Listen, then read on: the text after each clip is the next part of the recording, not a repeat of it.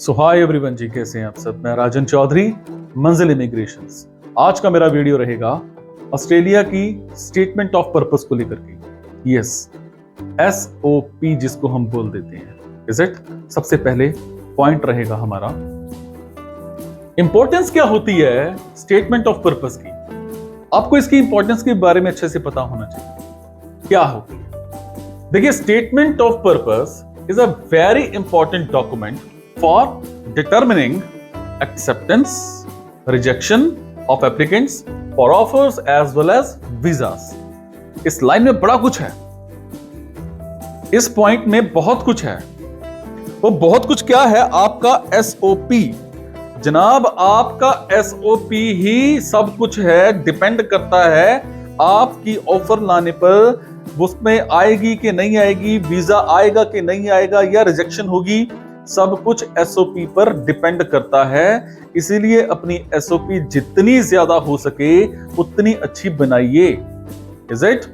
दूसरा, Australian universities have their own specified formats for preparing the SOPs in which a number of aspects of the applicants are taken into consideration before making a decision on the case. Is it? समझ गए? किसी भी तरह का मतलब आप ये लगा लो कि ऑस्ट्रेलियन यूनिवर्सिटीज के पास जो है अपना एक अलग फॉर्मेट होता है तैयार करने के लिए, क्या? SOPs, जिसमें नंबर ऑफ एस्पेक्ट्स होते हैं एप्लीकेंट्स के, वो कंसीडर किए जाते हैं before making decision on the case. आपके केस पर डिसीजन लेने के लिए एक अलग से फॉर्मेट तैयार होते हैं। It's important for the applicants के लिए इंपॉर्टेंट है to prepare a good SOP covering all aspects. आपने सब कुछ उसमें डालना है as expected by the universities, by the Australian High Commission। जो यूनिवर्सिटीज मांगती हैं, जो ऑस्ट्रेलियन हाई कमीशन मांगता है, आपने SOP में प्रॉपर उसको मेंशन करना है, इज इट। नेक्स्ट पॉइंट पे हम चलते हैं। सबसे पहले हम बात करेंगे इंट्रोडक्शन। जी हां, इंट्रोडक्शन। देखिए, this part should include applicant's name, date of birth, place of residence, name of the course that he is intending to study from his preferred university in Australia. दूसरा, family background. Applicants' family details including their occupations should be mentioned in this section. Also, the High Commission pays close attention to the professions to check their capacity to support students' expenses in Australia. Is it? Then details of applicants' close family, उसकी close family जो उसके members हैं Australia में, should also be mentioned in this section. Is it? Next पे चलते हैं। Third क्या होता है हमारे पास? Educational background. देखिए, डिटेल्स ऑफ आपकी 10th+2, आपकी ग्रेजुएशन और आपकी पोस्ट ग्रेजुएशन, इंक्लूडिंग जो आपके स्कोर्स आए हैं, कौन से साल में आपने कंप्लीट किया, कौन से बोर्ड से, कौन सी यूनिवर्सिटी से, ये सारा कुछ आपने उस सेक्शन में डालना होता है। डन। चौथा आपका होना चाहिए वर्क एक्सपीरियंस डिटेल्स। देखिए, details of applicants work experiences including companies he has worked with. अगर आपने कहीं पर काम किया है तो आपने उसकी सारी डिटेल्स इसमें मेंशन करनी है, और आपका क्या डेजिग्नेशन था, क्या सैलरी थी, आपकी क्या वर्क रिस्पॉन्सिबिलिटीज थी, डेट्स ऑफ ज्वाइनिंग, कब आपने जॉब छोड़ी, ये सारा कुछ इस सेक्शन में आपने मेंशन करना होता है। डन। नेक्स्ट हम चलते हैं। Details of gap in the profile. अगर आपका कोई गैप पड़ चुका है तो उसकी भी आपने प्रॉपर डिटेल देनी है। Give a detailed description of the activities in the gap along with documentary evidence that can be furnished. ठीक है, all gaps exceeding 6 months should be explained in this section. Gap का सारा कुछ आपने fifth वाले point में डालना होता है. डन है. नेक्स्ट हम चलते हैं. इमिग्रेशन हिस्ट्री 6 पॉइंट में डालो अगर है आपकी तो. ठीक है. देखिए, the applicant should disclose any previous visa refusals. अगर आपका कोई रिफ्यूजल आई है या फिर कोई कैंसिलेशन हुई है, ठीक है, from any country including Australia, and should describe how he addressed the issues that resulted in his visa refusals और कैंसिलेशंस. डन. ये सारा कुछ आपने रिफ्यूजल कैंसिलेशंस इसमें डालनी है अगर है तो. नेक्स्ट हम चलते हैं. Reasons for choosing the course. Reasons for choosing the course. हम ये कोर्स क्यों चूज कर रहे हैं? सबसे पहले हम बात करेंगे, the applicant should address the following questions.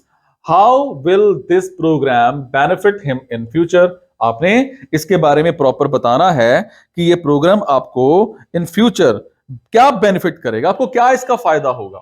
दूसरा, how is this programme related to his previous studies. इसके बारे में भी आपने प्रॉपर बताना है.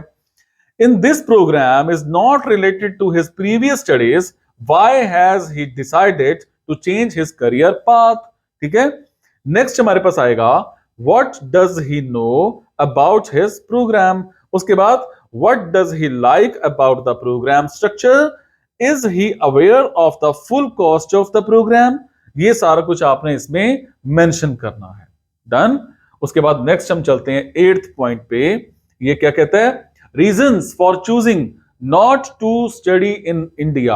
आपने रीजन बताना है कि आप इंडिया में क्यों नहीं पढ़ने वाले हो. ठीक है. देखिए, if his program is offered in India, अगर ये प्रोग्राम जो है जो ऑस्ट्रेलिया में पढ़ने जा रहा है और अगर इंडिया में भी वो प्रोग्राम है, तो काय को क्यों, why doesn't he want to study it in India. क्यों इंडिया में नहीं पढ़ना चाह रहा वो प्रोग्राम. आपने इसके बारे में प्रॉपर डिफरेंस देना है कि मैं इंडिया में क्यों नहीं पढ़ रहा, मैं ऑस्ट्रेलिया में इस कोर्स को करने क्यों जा रहा हूं. ठीक है.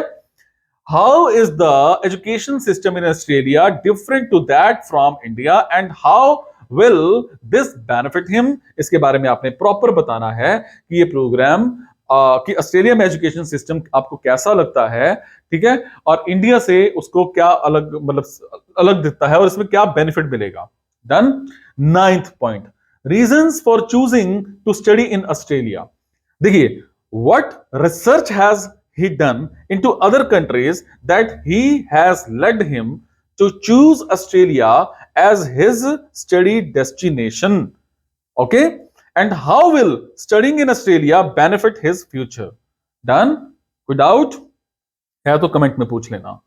उसके बाद नेक्स्ट हमारे पास आ जाता है 10th पॉइंट है, reasons for choosing to study in the preferred university.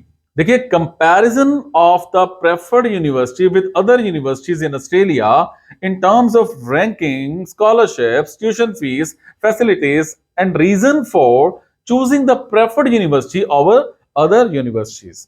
Is it. उसके बाद 11th पॉइंट हमारे पास है, फ्यूचर प्लान्स आपके क्या हैं, जॉब प्रोस्पेक्ट्स क्या हैं after completion of the course. Done. देखिए, which companies does he expect to work with after completion of his studies. Which designations does he expect to work at after completion of his studies. ठीक है. How much does he expect his salary. क्या salary भाई expect करते हो, डालो. To be after he completes his study in Australia. अगर Australia में काम करना चाहते हो तो क्या सैलरी एक्सपेक्ट करते हो आप. Why is studying in Australia a good investment for his future. इसके बारे में आपने प्रॉपर बताना है. डन. नेक्स्ट चलते हैं जी. 12th पॉइंट आपका, लिविंग अरेंजमेंट्स. देखिए, where does the applicant intend to live in Australia, what will be the budget for his accommodation. उसकी अकोमोडेशन के लिए उसका बजट क्या रहेगा. ठीक है. उसके बाद 13th में ये क्या कहता है कि total cost and details of sponsor आपने प्रॉपर यहां पे देनी है. अब इसमें total cost of the education including tuition fees, living, ठीक है, लिविंग एक्सपेंसेस, आपका OSHC and other expenses, and what provision does the applicant have to fund his study and living expenses in Australia. Is it. चलिए, next चलते हैं। Next में हमारे पास आ जाता है 13th में incentives to return to India. आपकी फैमिली डिटेल्स, आपका assets owned by family in India, ये वापस आपके जो आना है, आपके पास एसेट्स क्या हैं, job and career prospects in India, उसके बाद visa conditions, list out visa conditions. क्या समझे? कोई भी मन में सवाल है, कोई भी डाउट है, आप हमारी ब्रांच मंजिल इमिग्रेशंस में आकर के मिल सकते हैं, या फिर कमेंट बॉक्स के जरिए मेरे से इंफॉर्मेशन हासिल कर सकते हैं, या फिर आप चाहें तो मेरे व्हाट्सएप नंबर 9888330068 पर अपनी प्रोफाइल भेज करके भी जानकारी हासिल कर सकते हैं। Thank you so much, be happy, take care, खुश रहो, मुस्कुराते रहो। Thank you.